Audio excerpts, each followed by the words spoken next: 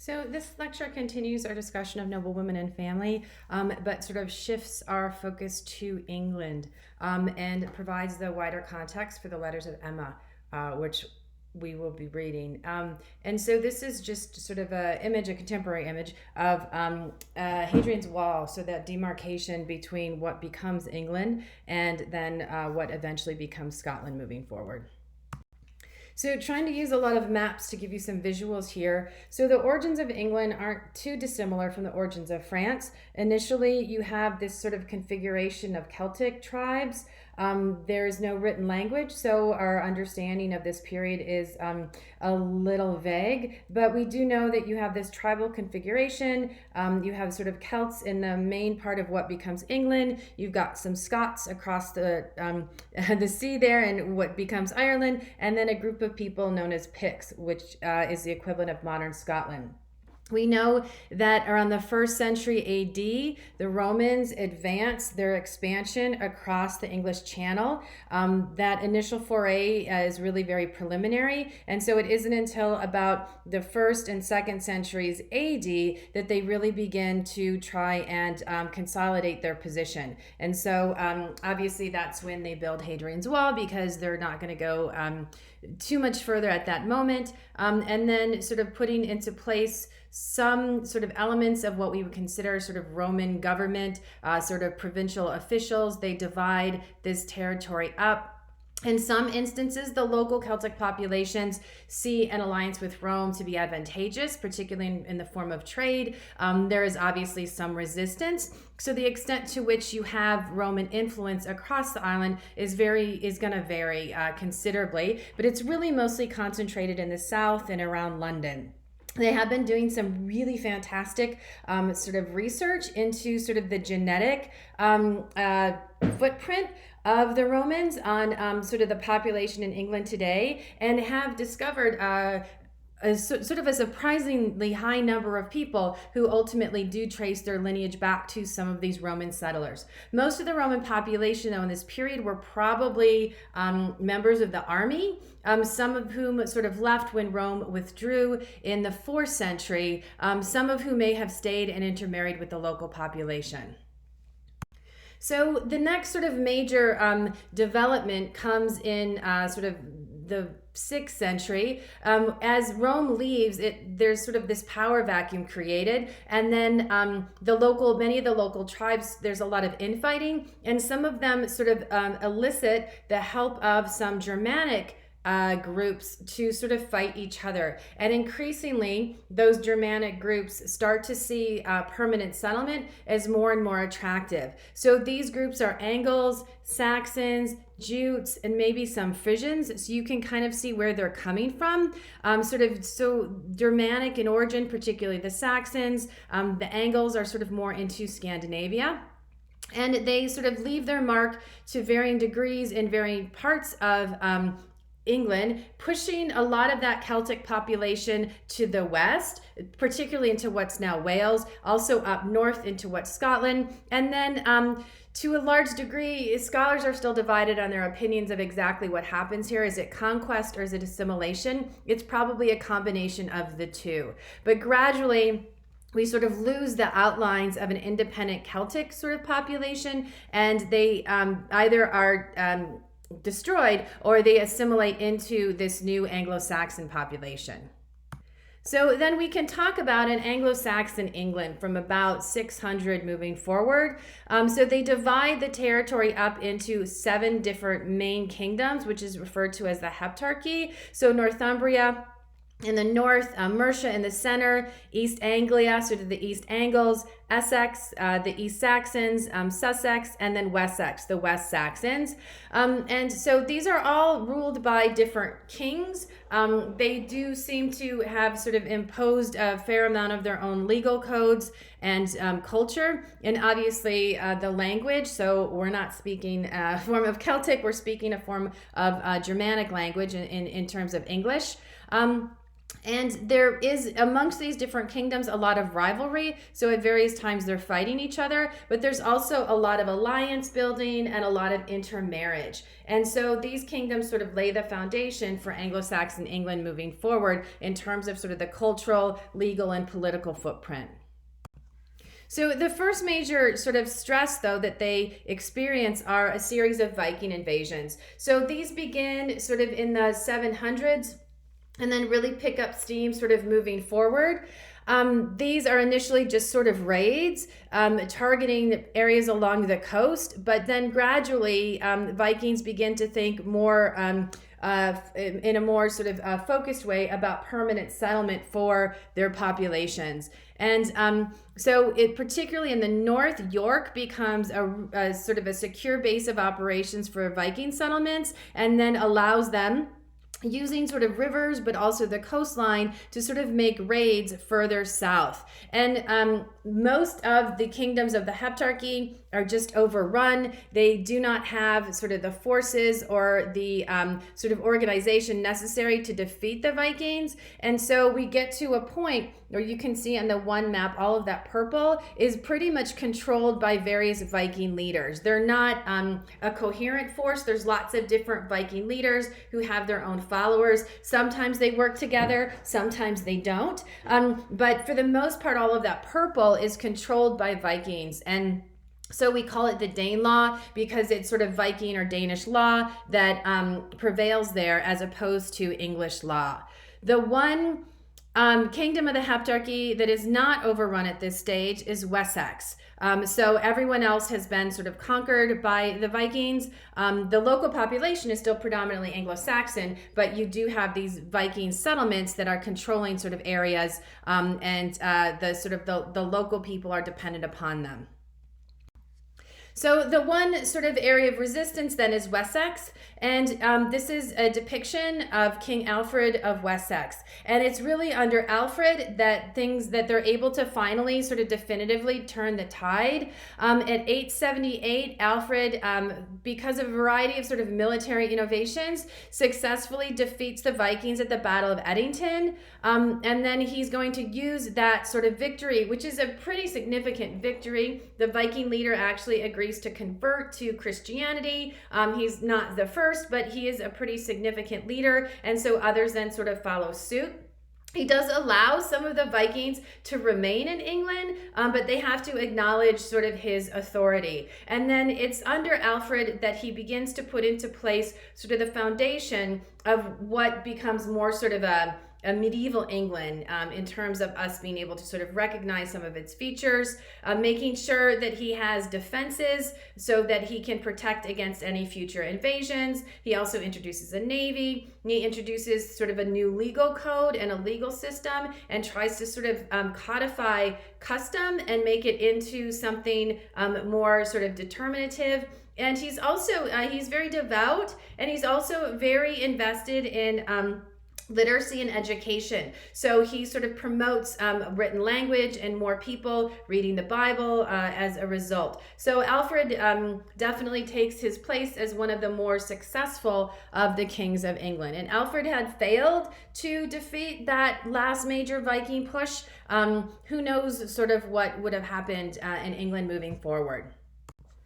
And then it's under Alfred's successors moving forward that we start to see the establishment of a territory that kind of conforms to what we think of as a medieval England. So this doesn't include sort of Wales, but the boundaries then are from the southern part of the island all the way up to pretty much close to the modern border of Scotland. So this is gradual. By about the end of the 9th century, they've occupied London again, and then moving forward or moving northward until they eventually managed to occupy York. And so to varying degrees, it's Alfred's descendants who sort of play a role in this. And then eventually, as they push the Vikings out, what's left is a unified England for the first time, really, in the history of the country. However, it doesn't last long. Alfred's successors eventually have to deal with sort of another round of invasions, this time led primarily by Danes. There's stuff going on in Scandinavia, a lot of upheaval and a lot of rivalry. And so increasingly, these Danish raiders turn their attention to England. Initially, these are just raids, and they almost become sort of formulaic. So a summer army will arrive, and then instead of presenting a military defense, the kings of England at this time sort of pay them off. So they just give them lots and lots of gold and silver and material wealth to get them to go away. And so this becomes known as Danegeld. So it's sort of, it's a tax that they raise that then they use the money raised by the tax to pay off the raiders. And this doesn't really prove effective over time. It just proves to the Danes that there's a lot of wealth to be had in England, and they're going to keep coming back until they exhaust England of all its wealth. In 1013, Sven Forkbeard, who is the son of the King of Denmark and has become king himself, leads a full-scale invasion. And you can see Sven depicted here. He's probably been anglicized a little bit. He probably didn't look like an English warrior on horseback in chainmail. This is a 13th century manuscript. But so Sven is very successful. He has a lot of support in the north. And then in part, he is able to sort of use that as a base of operations. So the current King of England is Ethelred II. He's often referred to as Ethelred the Unready or the Ill-Counseled.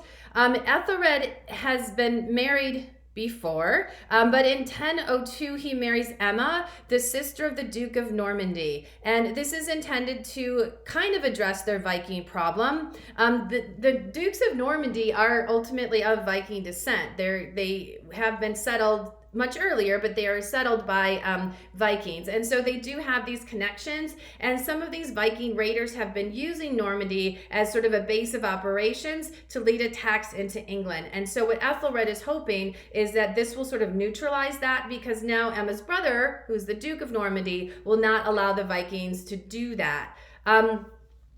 But in the face of this major attack in 1013, Ethelred sends Emma, who is depicted here with her two sons, little baby man children, flees to Normandy. And you can also see this sort of depiction of the violence and the brutality that sort of accompanies this Viking invasion. Ethelred flees shortly after Emma, realizing that he doesn't have sort of the military strength to defeat Sven at the time. And so Sven is declared King of England. This seems a little odd that he's declared King of England. There is sort of a council called the Witan, which sort of is a precursor to Parliament. And at this time, sort of then who is ruling, it still has an elective element.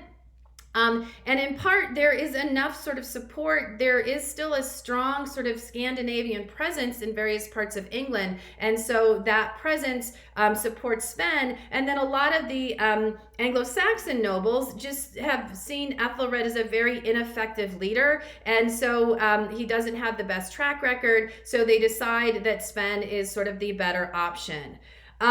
Sven actually, so he's declared king on Christmas Day, 1013, and he dies 5 weeks later. So this sort of renews this sort of period of instability and uncertainty.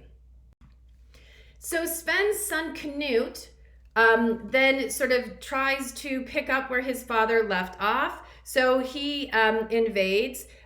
He is declared king by the Danelaw, by these population settlements sort of in the north of England, that Scandinavian element.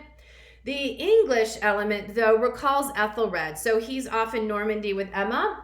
Ethelred returns. He actually fights a fairly successful battle, but then shortly after, he dies. And so in 1016, with the death of Ethelred, Canute manages to convince the Witan to declare him king. And you can see Canute sort of depicted here, sort of enthroned as King of England. So in part, in order to consolidate his position, And this is a little murky, but we know that at one point Canute is trying to conquer London. Emma is in control of the city, and she enters into negotiations with him. Her motives aren't completely clear, but we know that she agrees that in return for marriage to her, she will acknowledge his authority.